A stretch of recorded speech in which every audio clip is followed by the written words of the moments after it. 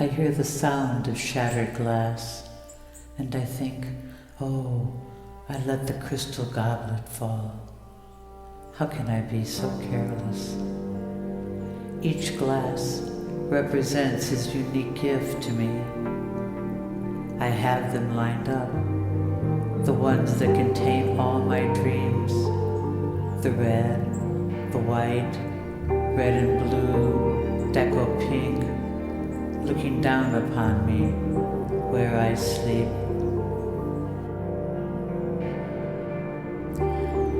Now I am on the back of a dark green creature with translucent wings, and we are entering a magnificent, glowing, pale green city.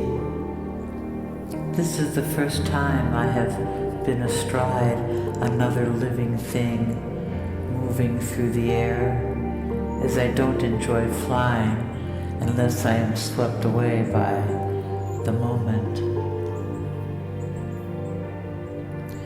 We are traveling through a giant entryway. I look for something to hold on to and touch its smooth, velvety covering. The part I touch gently grabs my hand to sustain me, and I feel part of it now, not just a passenger precariously perched on top. I move with it like an appendage. Then I hear his voice clearly for the first time in this green world. Come to the top of the stairs, my dear. I run up at least 3 flights effortlessly, as if I were floating over them, my skirt coins keeping rhythm to my steps. I am barefooted again and cannot remember if he told me not to put on my shoes, or perhaps I lost them on my flight. I'm getting that confused feeling that sometimes overtakes me. No doubt the unwanted effects of the tinted liquids that I choose to take over and over again. The shades of emerald flowing into turquoise bring a deep nostalgia for things too far back to remember. I know that these experiments in color in some way take their toll. So sensitive to shades and hues, my heart can feel it is being wrenched out of my body when I see them. I see a narrow ledge and nowhere to go but down. Once again, I am being literally asked to throw myself into the wind. From behind me, he says, "Don't turn around, dear. I am here. Look down, and when you feel ready, fly." Please, I am not ready. I'm afraid. I'm so afraid. I hear myself pleading like a child.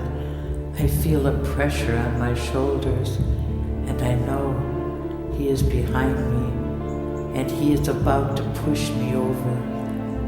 He hears my thoughts. Yes, I am. We will go together. Tell me when you are ready. If I thought about it, I would say never. But I say now. He stretches my arms out under his own and pushes me over the edge. Just when I feel so sure of myself, so graceful and yes, capable, he lets go, and all the grace of my flight turns into awkward, terrified falling. With arms flailing and legs kicking, I plummet down, and my heart is filled with both fear and feelings that he just betrayed and tricked me. His voice is still close. Don't fight it, dear, and you will float down. Your skirt is your parachute. My skirt opens, and like a strange airborne seed, I slowly rotate downwards. My eyes look back up towards him. He is always perceivable to me, and he hovers at the exact point he let me go.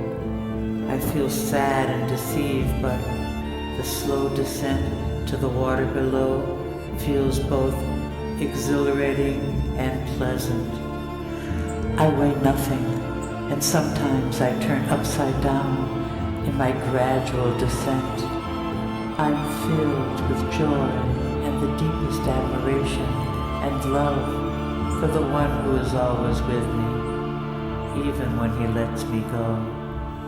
I should by now trust him empirically, but there is always that ungraceful moment of doubt. I have come all the way and anticipate the chill of the cold water lake. I hear his voice in my head, so next time I say fly, you won't be afraid? I won't, I promise, and then I hit the water in one giant splash. My clothes and hair dry instantly in the sunlit breeze, but I sense someone is waiting. I pick up my step, which is being slowed by the thick tangle of the overgrown path. He speaks to me again. If you feel like you want to pray, just do it. Someone is trying to talk to you. What? I asked, confused. Karima, it's me. Do you hear me? I hear her voice now clearly as she repeats it many times. I look ahead of me and see a figure, a young woman it appears. She is trapped behind a glass and all glows in the brightest shades of yellow-green and makes it impossible to see her clearly. I say to her, everything will be fine. I will help you. I just need to know what I can do. What do you want me to do for you? Just talk to me, say my name. But I don't know her name, and say, I'm sorry. I am not sure how to communicate with you. Please forgive me if I don't say your name. I watch her pound on the glass and feel the vibration of her pounding. Oh, it makes me want to cry. I open my eyes and beg him to take me out of here as quickly as possible. How difficult to know someone needs you, and yet you are not able to help them. Take me out of here, please, I beg of you. Wake me, I am crying. I am immobile, and I just want to leave, I sob. It rises out of the ground and lifts me up like a giant fallen branch that comes to life and sprouts wings. I am part of this creature, and it will take me home. It hovers in front of clear walls of scarab beetles preserved in death. These will never resurrect, and I am flooded with images of mummies and wrapped and preserved who will also never resurrect. I begin to sob again and beg the winged creature to take me far away from all these sorrowful images.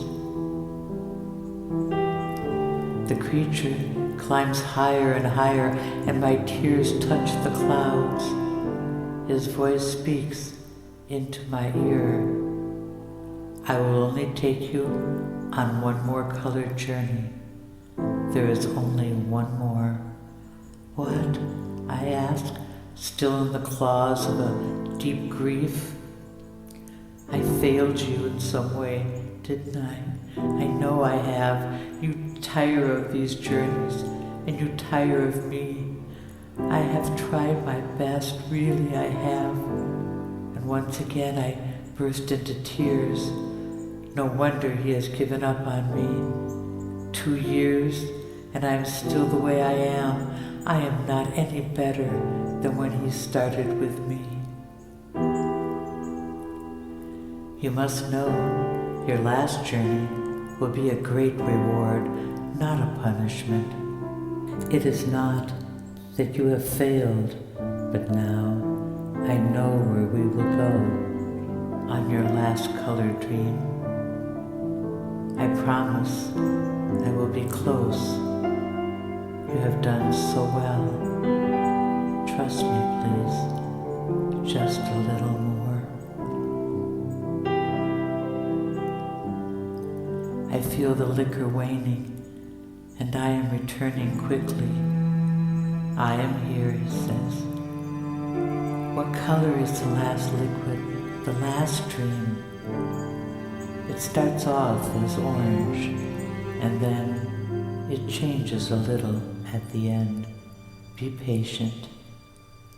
As we burst through the color cloud bank, I see that I am now awake and back